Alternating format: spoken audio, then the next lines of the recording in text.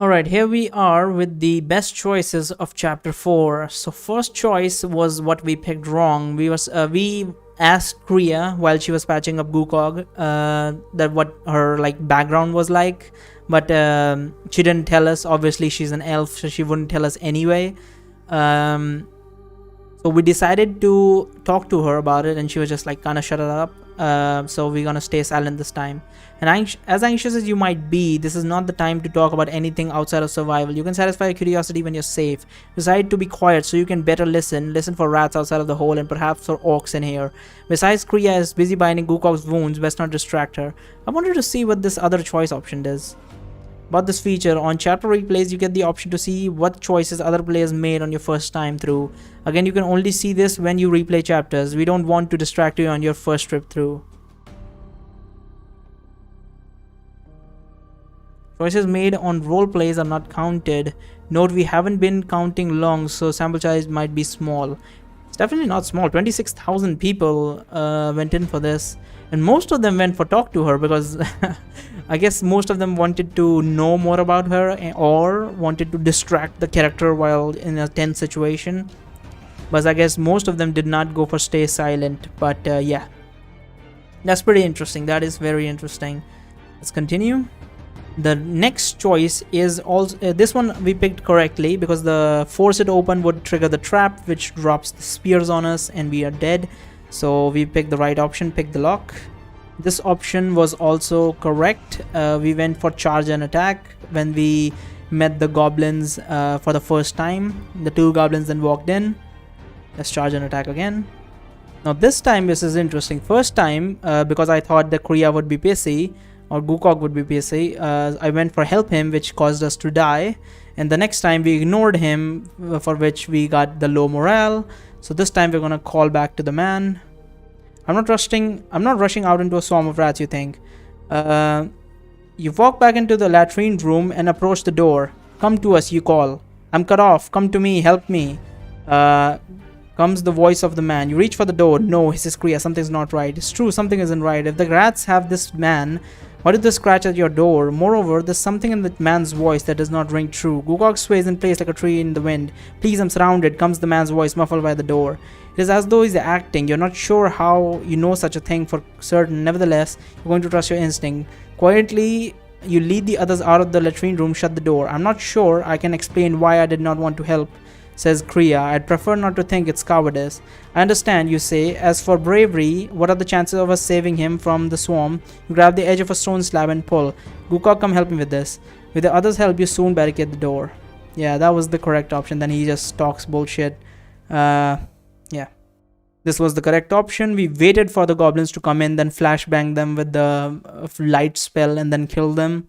This was the correct option. We decided to scout ahead, because of which we got 11 gold and we lost a little bit of life. I think we got 15 gold. I don't remember. We got gold essentially. But we also lost life. If we decide to stick together, this triggers a bunch of events where we lose a bunch of life, and maybe we won't lose as much life. We're definitely not getting the gold, so we would just lose stuff. At the maximum, the best course of action if we stick together would be +2 morale, but we also lose life, so might as well get gold and lose life. So I'm gonna scout ahead. Now this one is the one we went for listen, which is the second best option. The worst option would be search for hiding spots. Apparently that would kill us, so I'm guessing there are traps in the room or something like that. Or assume he went through the door. He's gonna bring everyone here, so assume he went through the door. So let's go with that one. That's the best option here. Man, she's fucking hot. Holy shit. I mean, her teeth, as I said, are fucked up, but god damn, she's good. So as I guessed, the worst option was talk to her, because I thought I would get an achievement, but that did not give me an achievement. And there was another one for go back for the others, which I said is probably the best option, but it's probably going to get me stabbed in the back, which it would, but it wouldn't lose that much life as talk to her. Charge at her is the best option. Obviously it's still a goblin, doesn't matter the illusion. Let's charge at her. No, also just now I thought about something, by the way. The goblin changed his appearance into a woman, right? Like really hot woman, but the face was fucked up. So what Egra said, that it shows the illusion of what the enemy wants to see. So like, why does that character want to see a woman that's ugly but like really hot? That's really weird. Maybe the goblin couldn't use the capabilities of the goddess as well because you know, of low intelligence and this and that. But yeah, there is a lot about what you're seeing that doesn't sit well with you, but you realize that there was no light in the room until you arrive with your lantern. Are you believing she's just sitting grinning in the pitch dark? Not likely. You rush towards her. Her eyes widen and her mouth opens as she lets out what you expect to be a scream but ends up as a strangled croaking sound. She gets to her feet and her eyes flash white for a moment. As you round the table, only a few feet away, a short sword materializes in her hand. So he can definitely use more capabilities than us. Maybe, I don't know why then the illusion was so. It's definitely not the capability thing. I guess we are just into hideous looking women with like really hot bodies or something, or like and also bikini armor sets. Technically it's not a bikini armor set, it's just absurd armor set, but regardless, I don't fucking know, man. This is just absurd. The longsword materializes in her hand. She swings, catching her by surprise. As you did, her blow is clumsy. You easily parry it. Without thinking, you counter-strike, hacking into her arm. I don't like the word counter-strike anymore because it makes me think of the game and it just sounds weird. Without thinking, you counter-strike. It could have been better. Without thinking, you counter her strike. That would have been much easier on my mind, but regardless. Hacking into her arm, she lets out a guttural cry, drops the sword as she clutches her arm. Her whole body shimmers for a moment. Suddenly, there is a large goblin standing before you. His large white eyes appeal back in hatred. Instinctively, you slash again. This time, its shoulder. It turns to run, but you bring your blade down on its skull. Feeling the edge of the blade sink in, the goblin falls to the floor. Greenish blood begins to pool around. Yes, the best choice. So if I went back with to the others, that would have been a better choice. But I just wanted to see what would happen if talked to her, because I thought I would get an achievement, as I said multiple times. Okay, so this is the next one. As I guessed, It Is My Precious does unlock an achievement which is called what would Golem do? It is my precious. But regardless, that is not what I'm not looking for that achievement. That I want achievements that I want, right? I usually don't go for achievements because they're just like absurd sometimes and I don't really want to read the text regarding them sometimes. But yeah, I'm not really achievement hunting, so I'm not gonna bother with it. I am now a Priest of Aletheia is the best choice we've gone for. The choice that we went for is the third worst choice. No, actually it is the worst choice. Yeah, it's the worst choice out of all of them, is it? Yeah, it's the worst choice I could have gone for. Great, it's healing me right now.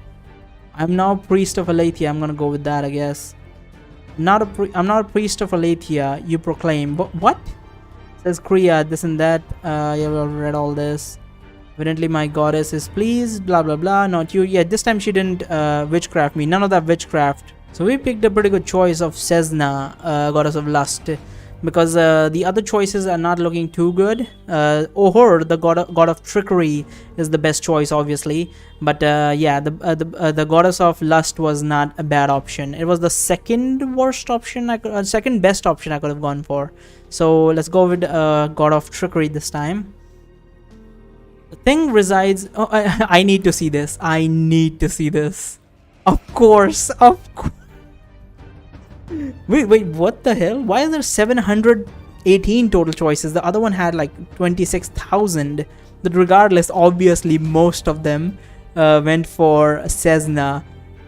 Only 1% went with God of Trickery, and I'm guessing the 17% that went with Aletheia are people who have never played the Wizard's Choice game.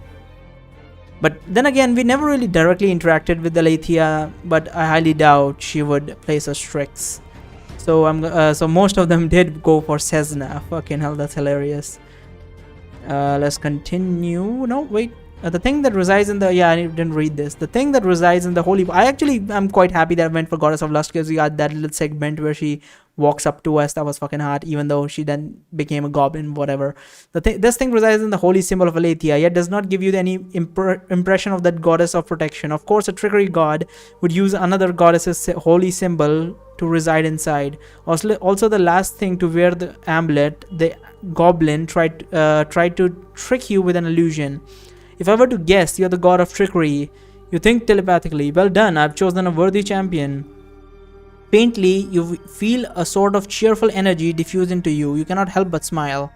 This one I actually used the second best option because run would get us killed and illusion casting would reduce all the favor we have. Not all of it. I think 3 or 4 favor would be reduced.